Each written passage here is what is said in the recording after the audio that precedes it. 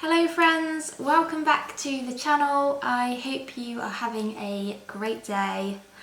Today I am moving on to the topic of eggs. Eggs are quite a unique ingredient. They have many different properties and serve various roles in baked goods.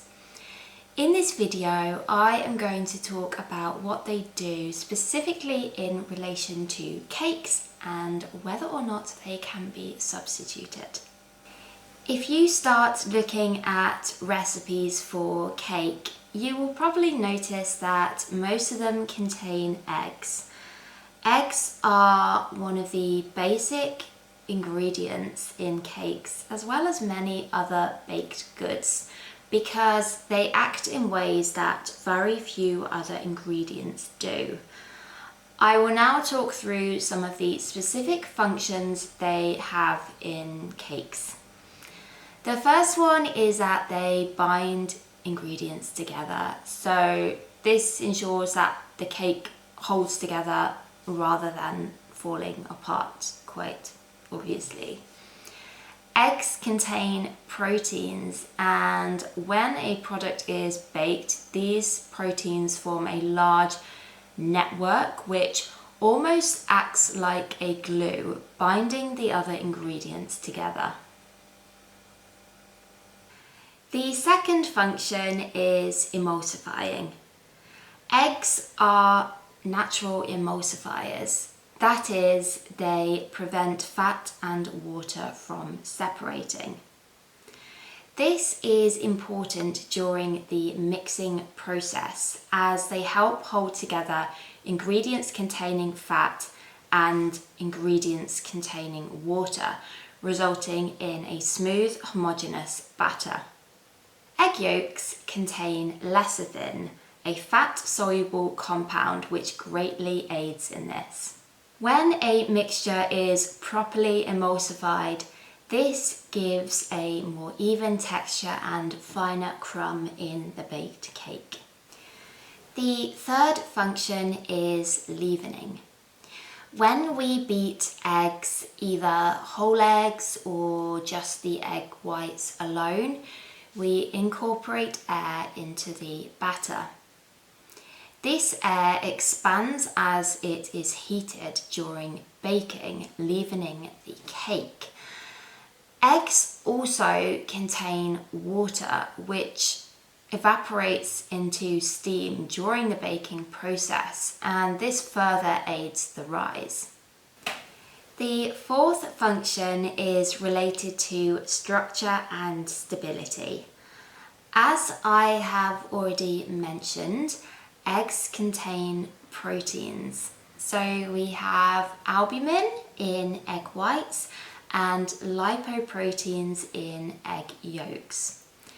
As these proteins are heated during baking, they denature, i.e. they unfold, and then they coagulate.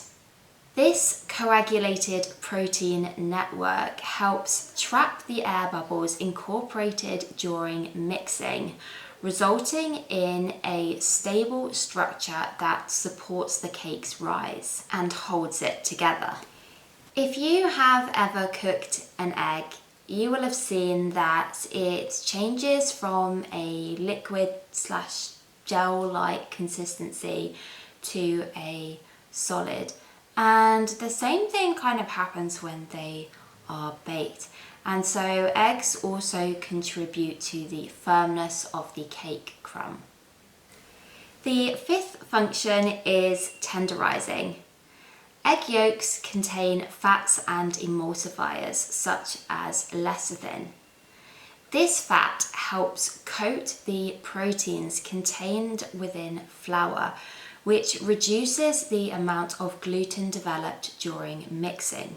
Since gluten is one of the main components that gives cakes their structure, by hindering its formation using fats such as those contained within eggs, this gives rise to a soft, tender texture. The sixth function is adding moisture. Eggs contain water, which adds moisture to the cake. Most of this water is found within the egg white. Also, because eggs bind other ingredients together, they help trap moisture within the structure, preventing the cake from drying out too quickly during baking. The egg yolks, which contain fat, also contribute to moistness. They help soften and tenderize the texture of the cake, making it feel more moist in the mouth when eaten. The seventh function is flavor. Eggs add richness to a cake, most of the flavor coming from the egg white. This flavour may vary depending on the type of egg used, such as free range or organic, the breed of the hen, and what it has been fed on. The eighth function and the final one I will mention today is colour. Egg yolks contain pigments such as carotenoids, which give them their golden yellow colour, and this imparts colour to a cake. Eggs also undergo browning during baking as a result of the Maillard reaction or caramelization because of the proteins and sugars they contain. We have learnt that eggs have a variety of different functions in cakes, and so if we want to start substituting them, we need to use an ingredient that performs in a similar way. This may mean using more than one ingredient, since there isn't really a direct substitute. It is possible with increased knowledge and practice. However, it is best to start with recipes that already have a low number of eggs or that have been adapted to be egg-free.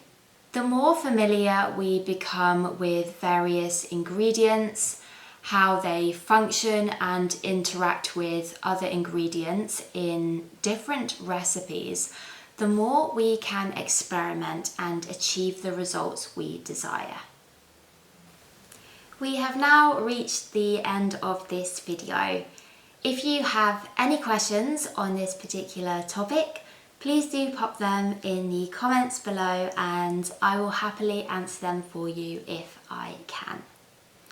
Thank you so much for watching and I will see you next time. Bye!